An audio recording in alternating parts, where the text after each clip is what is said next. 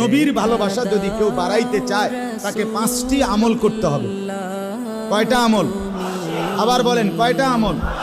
1 number, প্রত্যেক সোমবারে রোজা রাখা। কোন কি কইছি? একেবারে আল্লাহর কসম এই মসজিদের মিম্বরে বসে বললাম, আপনার পৃথিবীর যেই কোন লাইনের আলেম আপনি জিজ্ঞাসা করে দেখেন, নবীজি সারা জীবন সোমবারে রোজা রাখছেন কিনা, আজকে জিগান। যদি কোনো আলেম বলে রাখে নাই, তো আমার বিচার হলো কোম্পানিগঞ্জ বাজারের স্ট্যান্ডে, তাহলে আমার বিচার হবে।